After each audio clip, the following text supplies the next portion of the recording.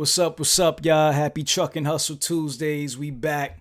Hope everybody had a wonderful weekend and an awesome Monday.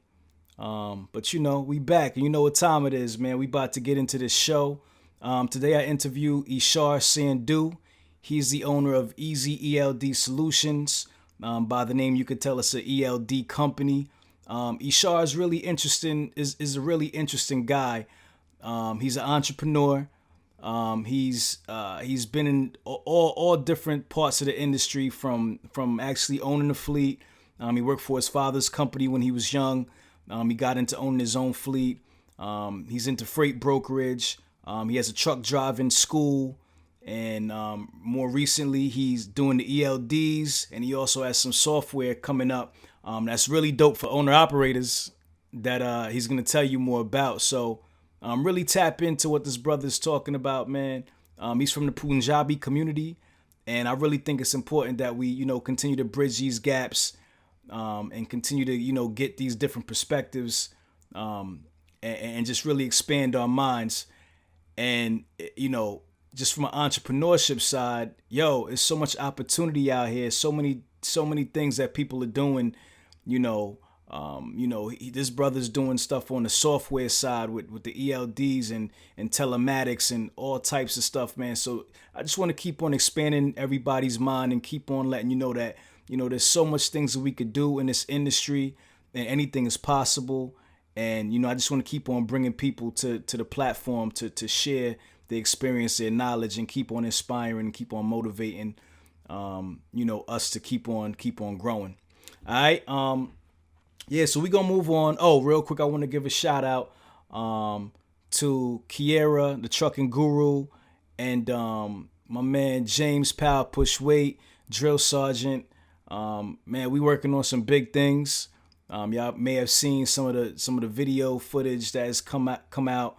But yeah, man, that's my fam right there. Just wanted to give them a shout out. I just thought about them while I was recording. So shout to them, shout to the Hustle fam as always. Love y'all, man. We growing.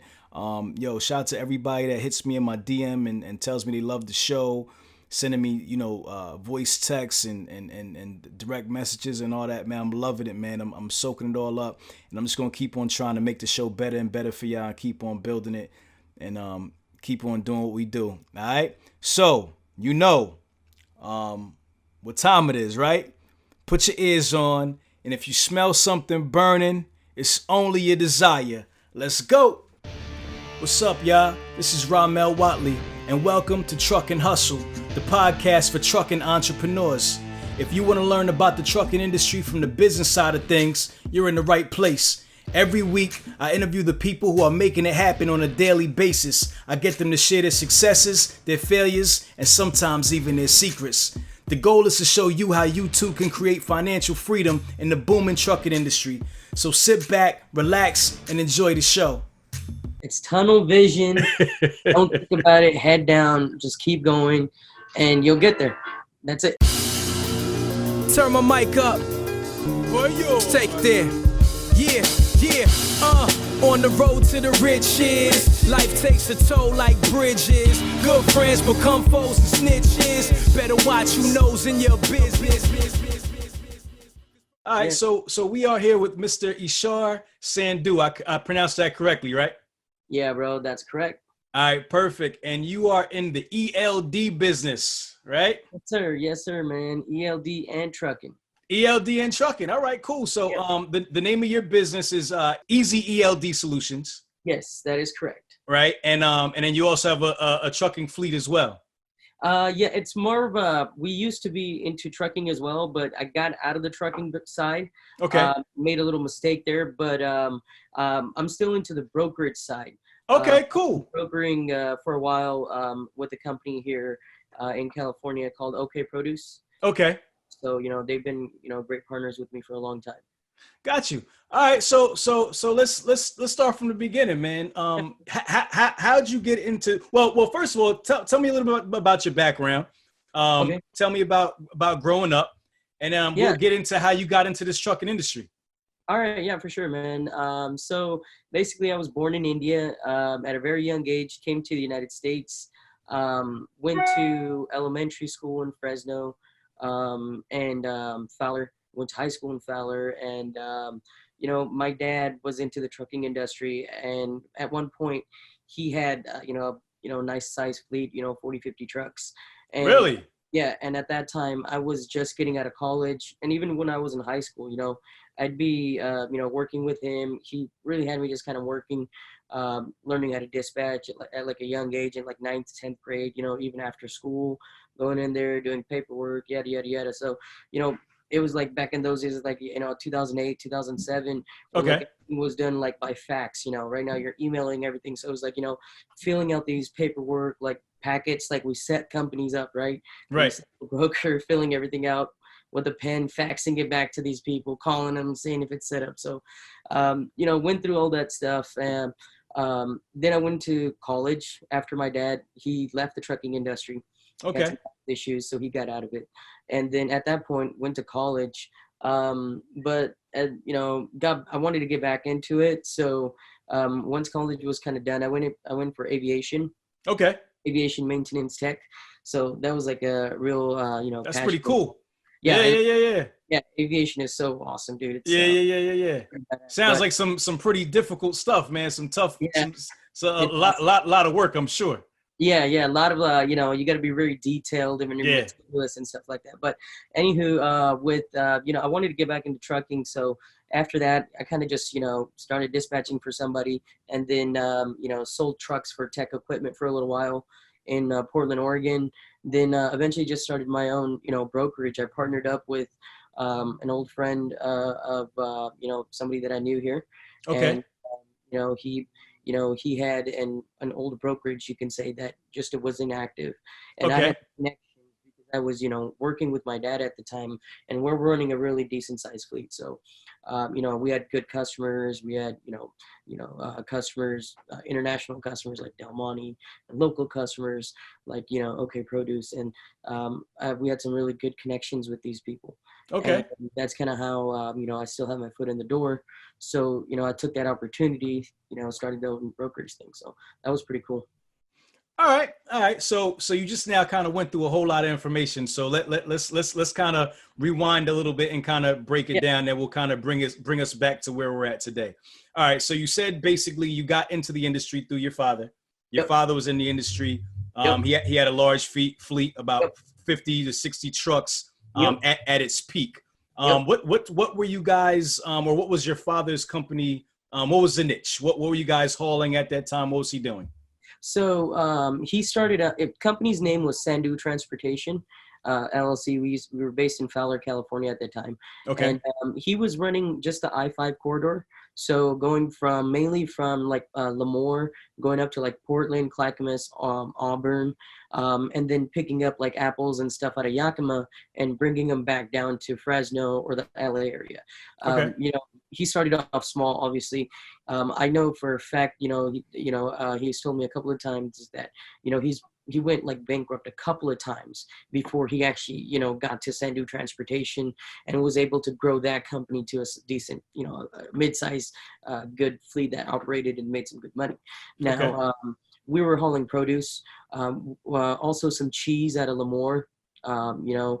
Picking up cheese, going to Portland and stuff like that, bringing Okay. back some frozen foods as well from, can't remember the name of that, Kennewick, Washington. Okay. Okay. Area. Yeah, So from you there. guys had reefer trailers. Yeah, we're all reefers. We were all Okay. reefers, specialized in reefers. Did bananas for Del Monte as well out of the port in Wainimi, Port Okay. in California near Oxnard. Okay. Up there, going out to Portland and stuff like that. So yeah, we had some nice connections, and that's kind of what really had me kind of going like I got this really cool thing that maybe not a lot of people have their foot in the door like I do with some of these customers. So took that opportunity to kind of get in, and that's what really got me back into the trucking industry. Got you. So what age were you when you started working with your father again? I was in like ninth, 10th grade, like Okay. ninth So grade. so you were pretty young. Yeah, it was a family business. So it was like even, and then we lived in Fowler, which is a small town. Sorry, small town. And Fowler's a small town. So we used to live in the farms. He had 20 acres of raisins, you can say grapes. that we turned into raisins, during August and this time of the year. But Okay. I also worked on the farm at a young age. So it was like very like my dad had me because, he came from India at a later age, like, 32, 33, 34. And he was all about like work, hard work. You got to do this. He like believed in the American dream. Like he fulfilled it. That's the way Right. I think Right. because he started from nothing and Right. then went, and is still doing great. I mean, he's actually he does truck sales now, which is a lot easier on him. So, but it's just it was amazing to see him, and that's what really pushed me. I was like, if my dad can do it, like Yeah. he came to the States at the age of 32, and I've been through school, I've been through college here, so I really thought that there was a big opportunity for me to kind of step in and try to see what I can do in the trucking industry, but in a different way, right? So that's where I kind of wanted to get into the software side, and that's Got you. why I saw the ELD as more of an opportunity rather than something to be like, oh shit, what are we going to do? Because Right. once, I felt like, the FMCSA, once they set some rules, I mean, it's hardly that they're going to change it, right? So For sure. once they make up their mind, it's pretty much, everyone had their chance. Associations and other federations tried to take them to court to stop the ELD mandate. All that stuff was kind of going down the drain. So that's kind of when I was like, okay, maybe I should want to be on the other side and try to Mm. see how I can help the trucking industry, Mm. especially my community. A lot of my community don't know how to speak English and stuff like that. So that was kind of something that, that was in the back of my mind. Got you. Dope. So you started kind of in entrepreneurship pretty young.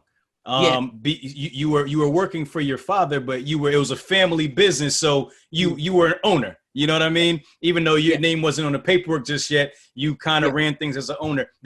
Have you ever worked for anybody else? Going back to what you're saying about working for my dad, like, realistically, like, yeah, I was his son, but he started me off. Like, I remember, like, at a very young age, he gave me this. We used to have this. It was called a blue book for Okay. like produce, Okay. right? There was like a blue book and a red book for produce companies where there was like numbers for shippers and receivers. So he would just make me sit there and make cold calls for a long time. He didn't Mm. even let me like look for loads for like a while. So Right. like he put me through it, but there was a point to where I was like, pretty much there was a time where I was doing a lot of the work and stuff like that. But So he was kind of grooming you from the beginning for leadership. Like he yeah, started you at the very bottom. This is the very basic that you have to do in order to be able yeah, to run a business. You got to make cold calls. You got to do the hard stuff. You know what I yeah, mean? You yeah, got to get the yeah. phone hung up on you a few times, and you got to get that thick skin. Dude, So that kind of sets you up for where you're at today. Because obviously in this business, you're probably doing a lot of that same stuff yeah. now. You know what I mean? Yeah, it's really helped me. I think now, cold calls don't faze me. I can say Right. cold calls all day. Right. And Right. Right. it was at that one time, it was, when I started off, I was like really young. So, and my voice wasn't developed. So when I would call people, they'd be thinking I was a lady. They'd be like, oh, can you hold on, man? Dude, and then it was just, I remember that, That's funny.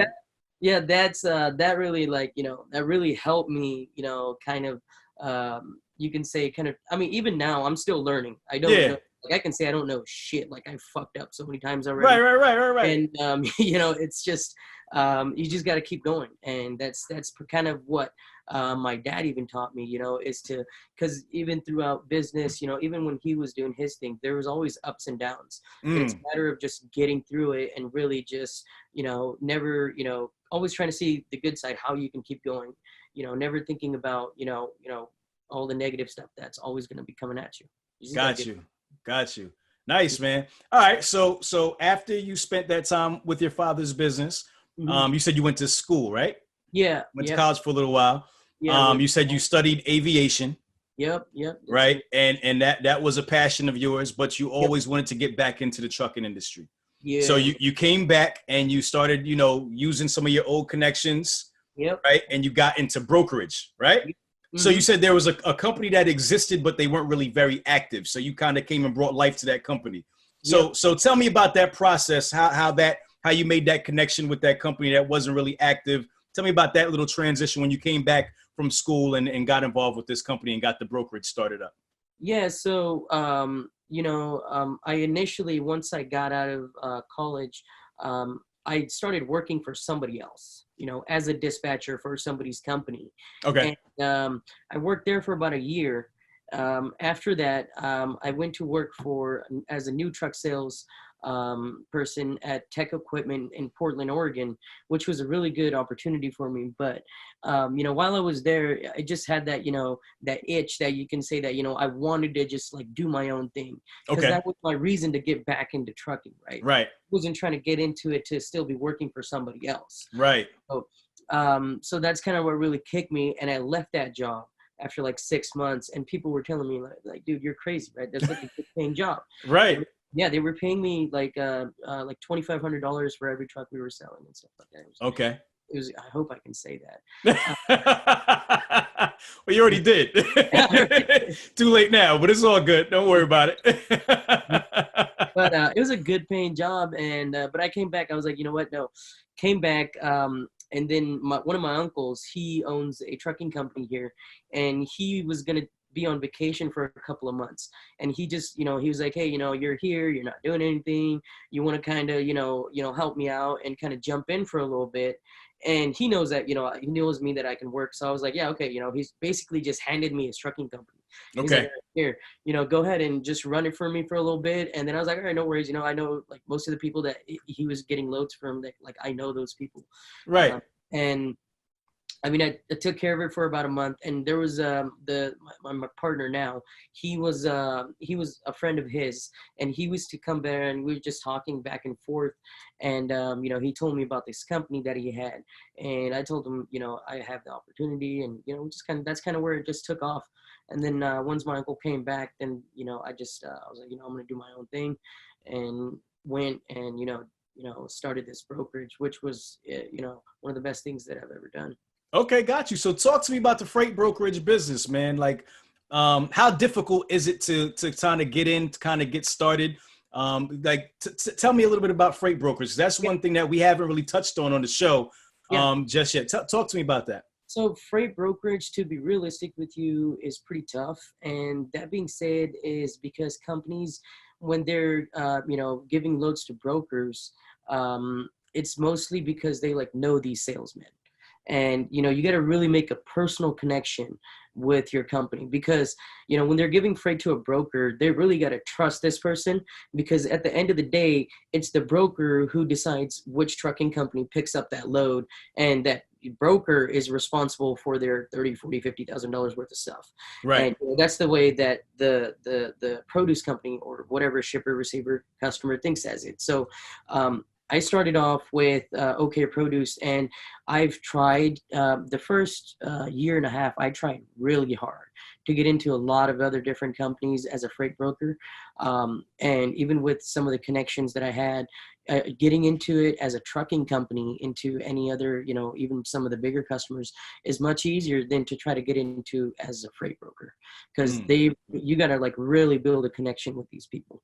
And that's why, I came to the understanding is like, why do we sometimes think, some of these big name brokers, why do they have all the loads for Costco?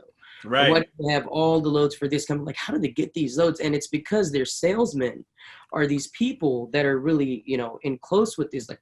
I was reaching out to a company. I don't want to name the company, but it's a big nut grower here in the Central Valley. Okay. And, and I was never able to reach out to them, but initially, but I found somebody that I knew who turned out was like his far cousin or something. I spoke to him and, got in and got through and stuff like that. It was like, it's always about like trying to figure out who you can know and what kind of leverage you can use. And even if it's, trying, maybe even giving that guy a little bit of money or, some part of what he's going to be able to provide to you. Because, once a freight brokerage it's really easy, if you've been in it for a while, because you got to have the connections, even on the trucking side, these companies, these carriers, they're going to, it's hard to, make good, relationships with good carriers. Obviously there's good brokers and bad brokers, and the same thing, there's good trucking companies and bad trucking companies. Right. So, I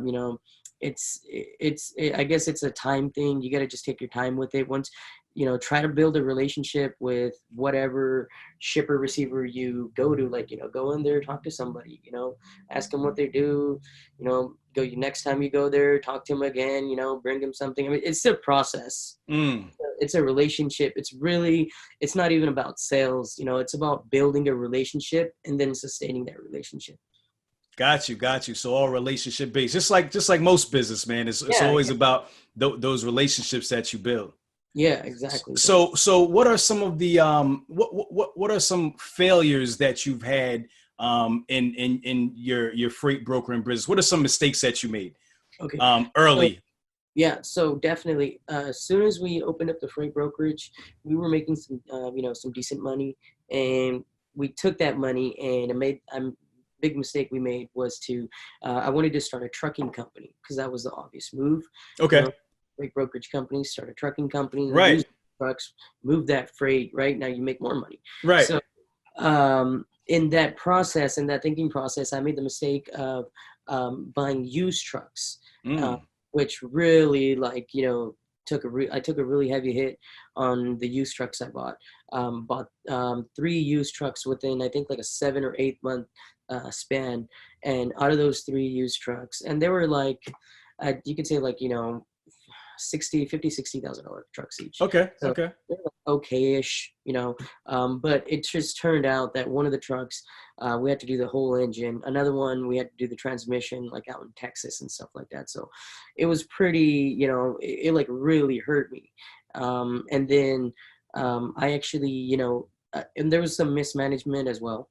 That's obviously always a part of it. And I when I think back to it as like a learning process, right? Right. And the one thing that I think that we really did a good thing is that we shut that company down. Okay. That the truck, we ran it for about a year and a half. And I was like, because we were constantly having to pull money out of one company, push it into the other company. Gotcha. And what it did was, that creates, bad vibes, and, it's not good. It's not good for your healthy business to try to do that. And so what we had to do was kind of just, cut our losses there.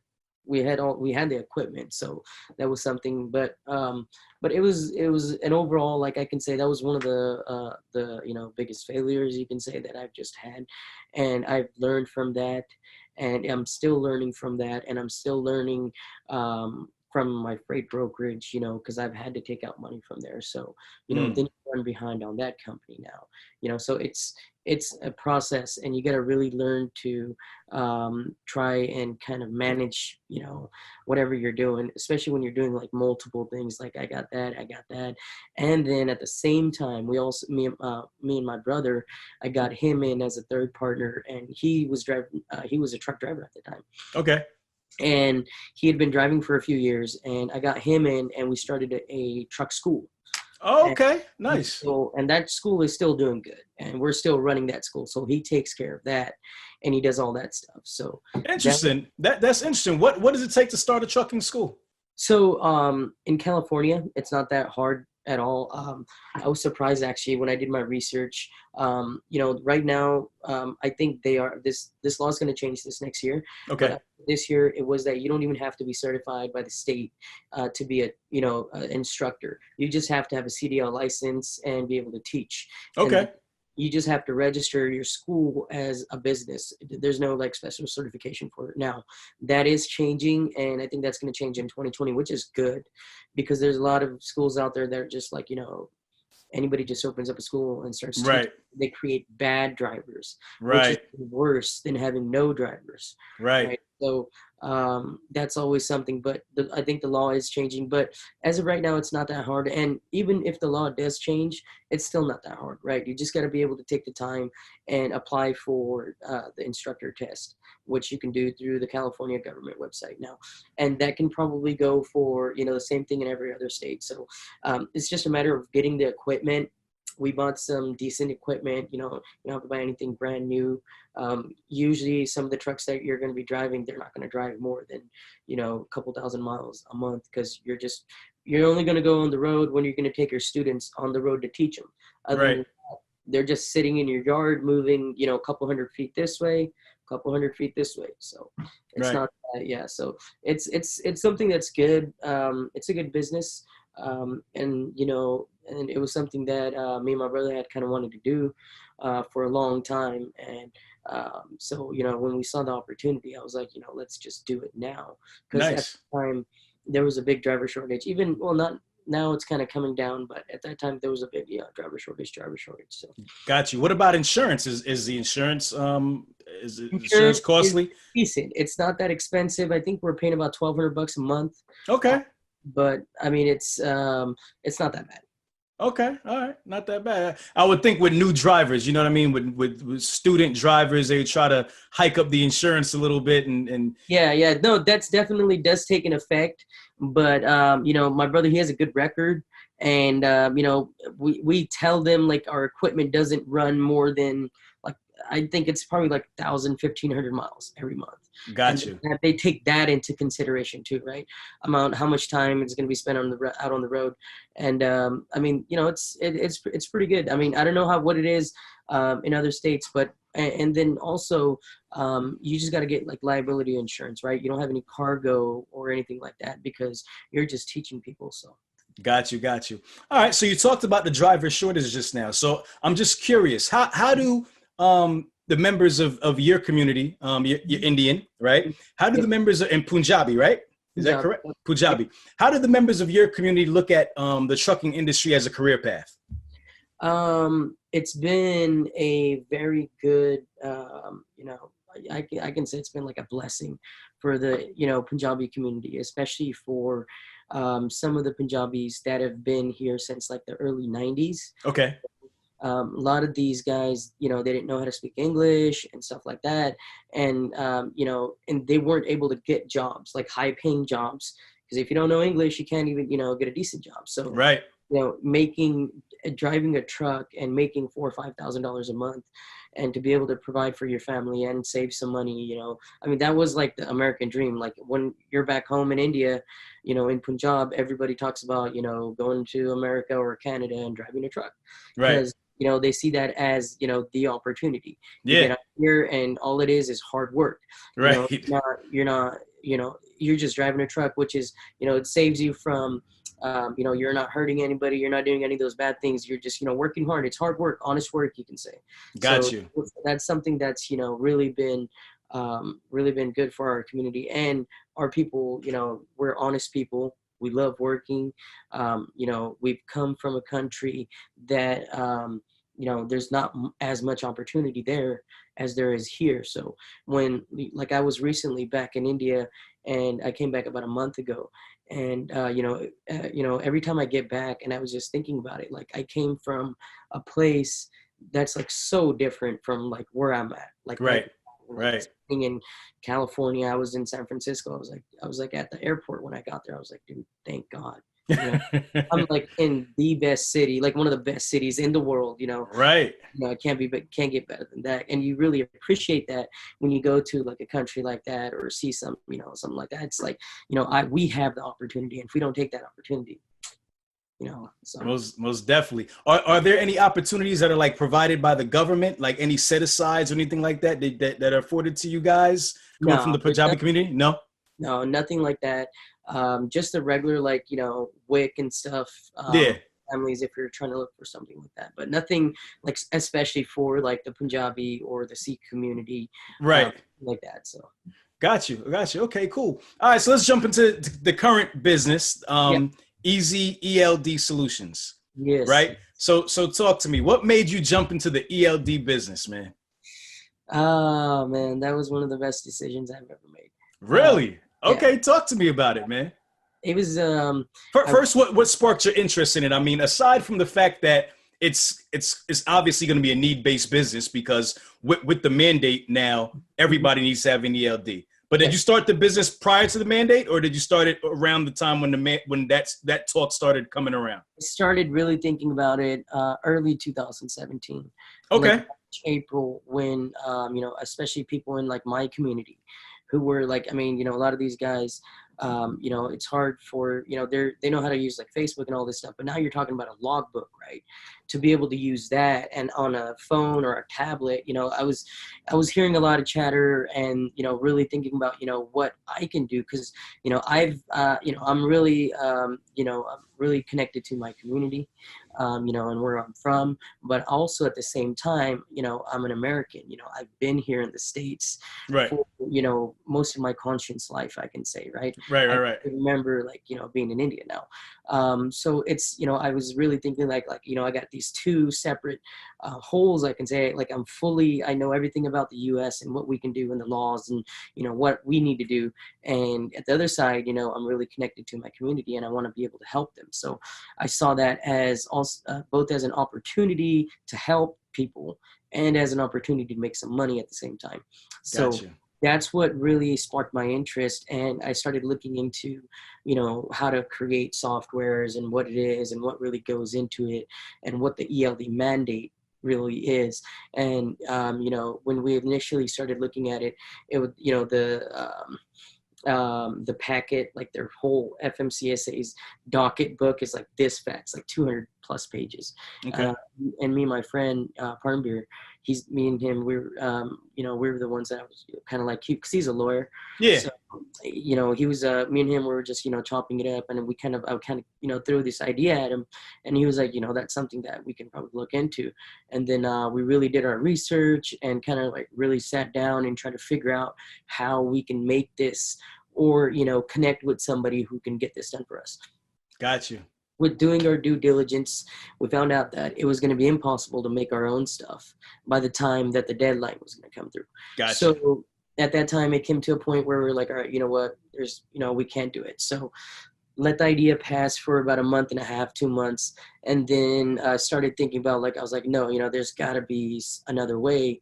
So I went back to doing some research and I started looking for companies that were looking for resellers, you know, and that's when I came across, you know, a company called Vistrax. Okay.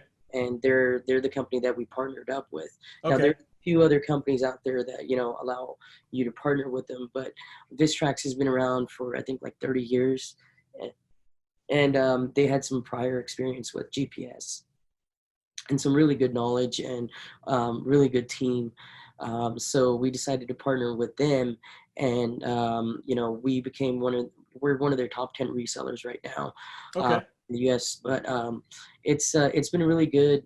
They've been really good. And then at the same time, what we decided to do was to open up a 24/7 technical support center back home in India. Because, you know, 90% of my customers, 95% of my customers were all from my community. Okay. When we opened up shop late 2017 in December, like we didn't sell any devices in October. We sold like 50 in November, and then we sold like, you know, 1,500 in December. And then it was like on fire from there. Wow. It was like crazy. It was like, you know, people were like, you know, they need it. And then we had the service that we were providing, which was a really big, and it's still one of the biggest things that really brings customers to us is, you know, the 24 hours a day service. Gotcha. And you can call in at any time.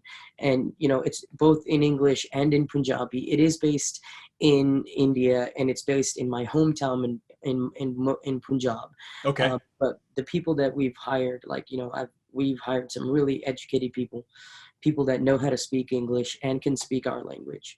So, you know, and it's a plus, you know, I've never would have been able to hire such a great team here, you know, with the amount of money that I was going to be able to spend. Of course, you can get great people here in the States as well. But again, it's about like how much money you have to play with, right? So I wanted to be able to provide that A1 service. So, you know, we decided to, you know, do what we had to do and open up that technical support center back home. But Gotcha. Yeah, okay, cool. It sounds really, really interesting and really exciting, man. So talk to me about the business model when you get somebody set up with your ELDs. Yeah. How does the whole process work for someone who's interested? Yeah, for sure. So, you know, whoever, you know, let's say if you were a customer, I basically send you an order form, and it's just information about your company, some information on your truck. You email that back to me, and what we do is we create your account and we send you a welcome email. Now, at the same time, you're going to also need the hardware. Now, the hardware, we will mail it out to you. We can overnight it, regular shipping, whatever, we can work out, whatever works for you. And then once you get that hardware, you can, we have instruction videos on YouTube that show you how to, hook it up and do all that stuff. Also have instruction manuals that we send to you. So it's very easy to hook up, plug and play. It's kind of similar to all the other ELDs out there. Okay. So, what I tell most of my customers, like an ELD or an AOBRD, and compared to a different AOBRD, they work, exactly the same. The ELD is going to work like an ELD. Right. You may have some user interface differences. It may look different. It may feel different, but it's going to act the same way. For sure. And I feel like what, I try to really focus on is the customer service. Like I want, my carriers, my owner operators, it doesn't matter who it is, but I want them to be able to feel like, that, hey, if ever I need somebody, I can call these people and they'll, help me out honestly and, to the best of their ability. So that's kind of what, I really push forward. Now, pricing wise, the ELD, we charge $20 a month, and that includes, simple GPS tracking. That includes IFTA mileage calculation. That includes documentation to where you can document, you can take pictures of your fuel receipts, your lumper receipt, your BOLs, whatever, and you'll save it within the ELD. And Okay. then print it out, and you can print it out whenever you want to, and the system saves all of your information for 6 months, which is required by the FMCSA. Correct. So, yeah, man, that's it. And the hardware costs $100, and that's a one-time fee. You buy it, it's yours, and that's it. Got you. Nice. So let me ask you a question. How do you think, obviously you're pro ELD because you're in the ELD business, right? But how do you think this ELD mandate will affect the industry overall? Just in your professional opinion, because, in this industry, guys used to do what they have to do. Yeah. How do you think this mandate will affect the industry? So I can, I feel like we can take it a little bit back to like 2017, right? In 2017, I had a trucking company, and the rates were, they were okay, but they were pretty, crappy in late 2017. As soon as the ELD mandate hit, right, that initial December, I think it was 17 or 18 in 2017 when the ELD mandate really hit. That's when, everybody thought that the ELD mandate was going to, raise rates because, the ELDs really, people are going to stop. They're going to have to actually follow the rules. Correct. But what ended up happening was a majority of the trucking industry, bought, the older system prior to the date, which is the AOBRD system. Now that system, works a little bit differently and it allows a little bit flexibility, unlike the, ELD. A lot of our customers, a majority of our customers got onto the AOBRD system before the ELD mandate date. Now, what that did was, what happened was the rates did go up. And they went through the roof. I don't know if you remember at that time, but the rates were really high. Like we were getting paid, picking up out of Oxnard, going to Portland. They were paying like $5,000, $5,500, right? It was insane. Right. And what it was what I saw, especially being in the ELD industry, was a lot of the people that were coming in to buy, they were just coming in to buy to fulfill the mandate. Right. But they weren't really using the ELDs correctly. There you go. What right. they were still running hot. They're still going in hot. Yeah. They're not using the ELDs, or a lot of these guys, and it was, usually it's slow at that time. What they were like, what, I'd rather not take the risk, especially, in my community. I saw that a lot of people were like, that were not familiar with the technology or the way it works, were like, I don't want to take the risk of getting fines. I'd rather wait a month.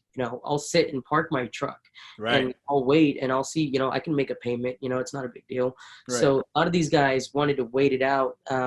And what I ended up happening was, if you remember, all throughout 2018, in like, June, July, August, the tide started turning.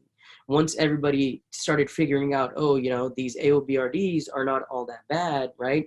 You can still run your truck and still get home, and still do your thing. And people, they started coming back. And I saw a lot of people, a lot of our customers getting back into it in like March, April, May, June, July, all the way through like September. And that's when, the trucking industry started to tank again. And that was because now there was an influx of trucks. And what I think really happened was, some of the mid-sized carriers, companies that had 20, 30 trucks, when those rates went up after the ELD mandate, a lot of those companies started buying new trucks. They were like, oh shit, rates are through the roof. Right. Let me get another 3 trucks, right? Right. If this is going on for a year, this is going to be great for me. Now, what ended up happening was they picked up all kinds of new trucks. There was an influx of those trucks. And then all those, owner operators that were sitting decided to, let's get back into the game now, because, they figured out it's not that big of a deal. And when they got back in, now there's a bigger influx of trucks. Now, now supply and demand. Now supply and demand. And that's why we're sitting there and we're like, oh shit, what happened? Right. There's a few meetings that I went to here that happened within our community. And that was, a big discussion, was like, we got to stop buying trucks. Because, once you pass like 10 trucks, the bank will just start giving you loans. Like they're just like, on 0 down, here you go. How many you want? Right. Right. So it was like, you guys got to calm down, try to read the industry in the long term to kind of figure out to sustain business. And that's why we've seen so many trucking companies go out of business. Right. Right. Been one of the trying worst. To grow too fast. Yep. And it started happening in 2018, and we're seeing the effect of it in 2019. Now, I think my prediction for the near future is that the hard ELD mandate, the date that's coming up now in December 16, 2019, and everyone that's running on the AOBRD system, which has been allowed them some flexibility, which allows them to edit some of their logs books and stuff like that. So right. that system has allowed some of that flexibility. Now, once everyone's going to have to come onto the real ELDs, that's when you're going to really see the crunch of, the industry, because you're really not going to be able to get really, trucks, because now they're going to have to go by that, that rule. Now, we'll see what happens. But my feeling is, after the ELD mandate date, that within the next, this next 2020 should be good for us. I think 2020 should be good for us. There's been a lot of companies that have shut down, but, and from what I'm hearing throughout the industry, I'm seeing that 2020 should be good for us, but we'll see how it goes, man. You just got to keep going. That's the main thing. Keep pushing. Now, you said something interesting that kind of stuck out to me just now. You said you had a meeting in your community, kind of about the ELD mandate and how it was going to impact you. Was that something you did? Was that a business meeting, or was that kind of like a community meeting where all the Punjabi people or in your community, do you guys get together often and kind of talk trucking and strategize? Is that something that you guys do? Right now, that meeting that we had, there's a group called NAPTA. Okay. That's starting to get active here in California, and they're the North American Punjabi Trucking Association. Okay, cool. And some of it was them trying to reach out. A lot of it was because the trucking industry is I think it's tight knit. Everyone, if you're like people, then everybody, right? Right. That's the way I think it is. And I feel like the Punjabi community is also the same, and we're being even smaller portion of the trucking community. We felt, and that's something that I was really surprised, and I was surprised and happy that, people decided to get together and really talk about something that was affecting people. Yeah. One of the biggest things that was happening was the rates for drivers, right? 60 cents, 65 cents a mile. Like, that's like through the roof. Yeah. And once, once the market started slowing down, drivers still wanted those 60, 65 cents a mile and stuff like that. So that's kind of, that was one of the bigger issues that everyone brought up. And that's when a lot of companies, they decided, what, guys, we need to cut the rates for the drivers. And now they've brought them down to, I think, 45, 50 cents. sell those in teams. But yeah, I mean, it was something really good that happened. And I think, in the near future, I think the community is getting, better at getting together. We also have, like WhatsApp groups and stuff like that, we communicate through and stuff. I mean, I think it's really cool. Technology, we're taking advantage of it. We're trying to do what we can to, get through, especially this year. It's been really tough for everybody. Got you. Man, you have a lot of interesting knowledge and a lot of little different things that you do. It's pretty cool, man. A lot of things that you're into. So, so you're working on the ELD stuff now. What's next for you? What do you see yourself doing in the next 10 years? Well, along with the ELD right now, I can tell you what we're doing here next year. Talk to me. And what we're doing is I've been working on another software. Like, as I told you guys, the ELD is we partnered with a company, right? And they provide that service and, we provide it through them. Okay. Now, another thing that we're doing is we're developing our own, telematics software, and we're taking the approach of the owner operator and the, small fleet owners, which is the majority of the trucking industry. And I really wanted to, create something that helps, owner operators and, company owners, anybody from, 1 to, how many ever trucks you have. But what it's going to be is, everything telematics, everything that's good, along with GPS, routing, maintenance, keeping track of your maintenance and being able to schedule your maintenance, like, and then automatic ETAs to where, you can automatically send out ETAs to your customers' emails and stuff. So a lot of cool stuff that we're doing. It's going to be coming into testing for us in December. Okay. We're going to planning to release it the second quarter of 2020. Now, we've been working on this for quite a while now, and it's been over a year now. Okay. That we've been working on this software, but it's usually it's not, I'm told it's not supposed to take this much time, but I had never built anything like this, so it was like a big learning process. Got you. And, that was something that's really, helped me, because it's been like, I've actually, the application that I'm building right now, I've already made that application once. Okay. Right? Whole system, I've already made it once, but it turned out that it wasn't up to par to the standard that we need to be able to launch here in the States. So now I'm doing it all over again, which is, and that good, that's, it turns heads too, right? And people tell me, right, there's all kinds of stuff like, it's been a long time, what you're doing, yada, yada, yada. Right. It's, a lot of my customers that I've been telling them, like, hey, I'm building this application. They're like, it's been a year, what's going on? So, right. But it's a long process, but it's finally pulling through. And that's one of the things that I'm really excited about.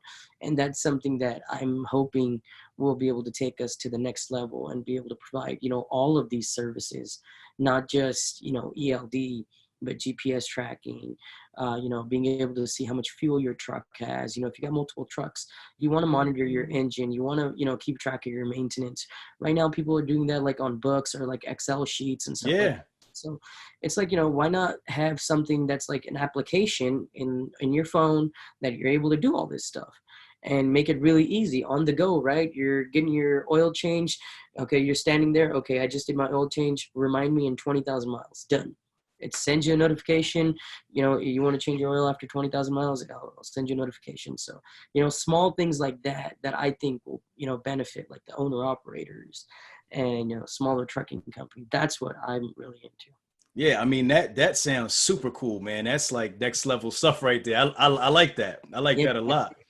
That's super cool. What type of money goes into creating that type of software? I mean, you don't got to be too specific, but I'm just like, give me roundabout. Like what goes into that? It's really been it's been pretty crazy, because if I were to do it here, everything in the States. So the way I thought about it was like, all right, in order to create an application or do something in the software side, it costs you anywhere from like $70,000 to like $150,000. Okay. Right. about $200,000.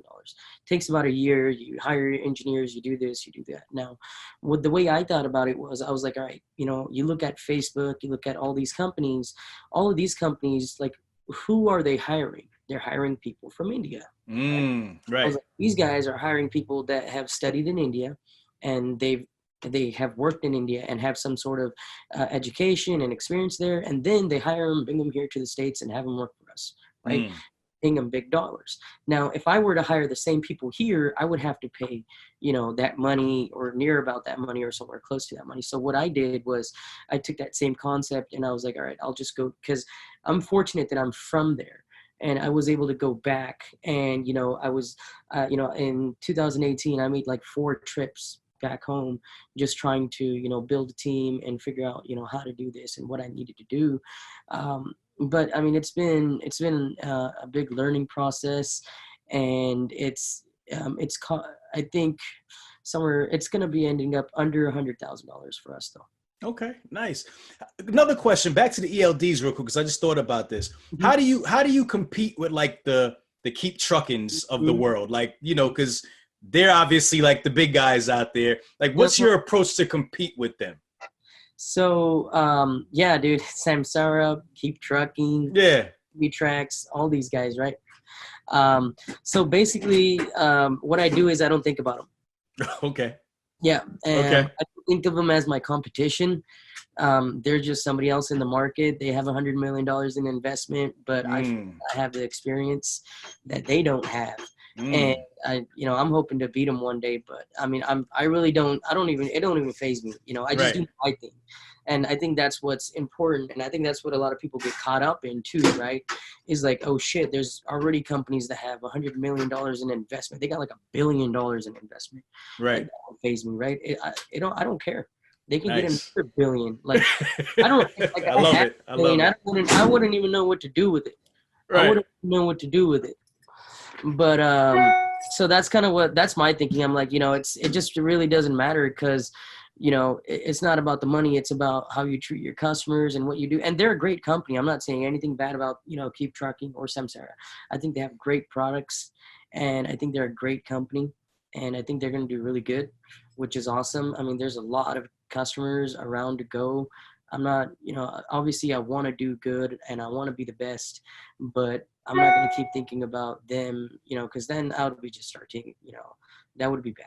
If you just keep thinking about your competition, I mean, there's no way I'm going to be trying to, I can't compete with what they're doing. So I keep thinking that they're doing something else, like I'm doing something else. My customer base is the niche. I'm trying to go after this owner operator, this truck driver that I feel like these guys can't get to. They get to bigger trucking companies, right? 50 trucks, 100 trucks, 200 trucks, 1,000 trucks. Right. I want to get to the smaller guys, right? I want to get to the owner operators, and I want to get to the small fleets. And that's what I really want to do. And that's why, I went back, and that's why I'm building that, other platform, is to really I'm catering it directly towards owner operators. Because, I think that's the sector in the industry that hasn't been paid attention to, right? Everyone wants to, have JB Hunt as their customer, but nobody wants, ABC Trucking, right? Right. Trucking, because they're just one, or they're just one, right? When you get into like, companies that do sales at, a big level, they're always thinking about, okay, 100 trucks, 200 trucks, because that's their goal. But my goal is a little bit different. So that's kind of the way I think. Nice. I like that approach, man. Don't think about it, man. Just keep that tunnel vision, right? Just keep on going. It's tunnel vision. Don't think about it. Head down. Just keep going, and you'll get there. That's it. That's no doubt. No doubt. All right, man. So listen. I want to start wrapping up the show. You've given a ton of value, man. You do so much, and I'm so glad we had this conversation. I mean, we could talk about so many different things with you, from the freight brokerage to the trucking school. To the ELD. I mean, that's really awesome, man. You're doing a lot, and congratulations on all your success so far. And I wish you a lot of success in the future. I just want you to kind of wrap things up. I always ask my guests to give a final thought kind of like a little motivational thought, to everybody out there listening, to somebody who maybe wants to start a software company in trucking, or somebody who wants to start a trucking company. What advice do you give them as an entrepreneur, somebody who's tried and true and has been doing it for so long and has been successful? What do you give them? And then also, let's finish up with just letting everybody know how to contact you directly about getting the ELDs if they want to set up an account with you and moving forward, and how to connect with you directly, through social media or whatever. So talk to me. So first of all, I don't see myself as successful. There's success is so, you got to put it, I think I put it on a very high pedestal, and I'm still getting there. But some advice that I can give to somebody that's trying to get started is I think the best way to start something is start from the back, right? Reverse engineer whatever you want to do. So let's say if you want to start a trucking company, right? Think about it, right? You want to start a trucking company. What's the first thing you're probably going to need is a CDL, right? Then work backwards from there. You need a truck. How do you get a truck? Then you need a company. How do you open up that company? What are the procedures? So, I think if you kind of just work backwards to whatever you want to do or whatever your problem may be, that always helps me come to a satisfying solution. So that's my final thought. Reverse engineering. Start at the end and take it back to the beginning. And work with it. Like I didn't know anything about software, so the first thing I was thinking about, all right, it's a software. Now let's start with, what is it made out of? How is it made? What is it? What are these people? What do they do? What kind of degrees do they need to have? Right. Just do your research, right? Just start from the bottom, start from the back. That's the way I think of it. Start from the back, reverse engineer whatever you want to do, and then you will come up with the best version of what you want. No doubt. And you had no prior software experience, and here you are, ELDs, telematics, all of this crazy stuff. It's crazy, man. Whatever your mind can believe, you can achieve, man. You just put your mind to it and you figured it out. That's it. The research is out there. All you got to do is just get on Google, just do your research, read some books.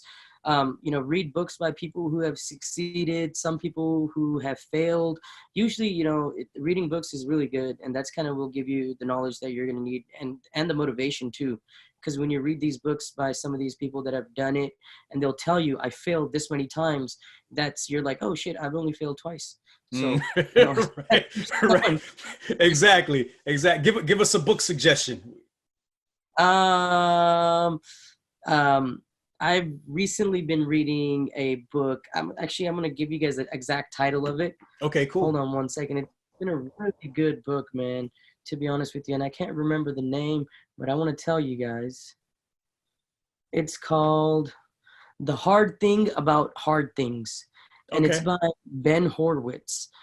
This is the guy he's like a tech magnate. He's one of the most well-known guys in the software industry. And he talks about being in Netscape and during the .NET era, .com era, and all that stuff back from 1994, and how they started as a software company and how they grew as a business. It's just some great stuff in there that I think everyone should read. It's a great book. The Hard Thing About Hard Things by Ben Horowitz.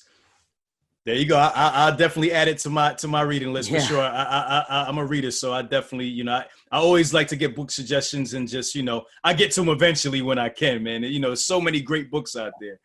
But yeah, so let's finish up. Tell us where we can contact you about getting the ELDs, and then connect with you on social media. Yeah, so you can reach us on our Facebook page, just E as in Edward, Z as in Zebra, ELD Solutions. We're based out of Fresno, California. You can also give us a call at 1-800-556-7105, extension 2 will bring you right to me. So that will ring on my cell phone. That's what was ringing earlier. Sorry about that, man. No problem at all. But other than that, man, thank you for giving me the opportunity to come on your show.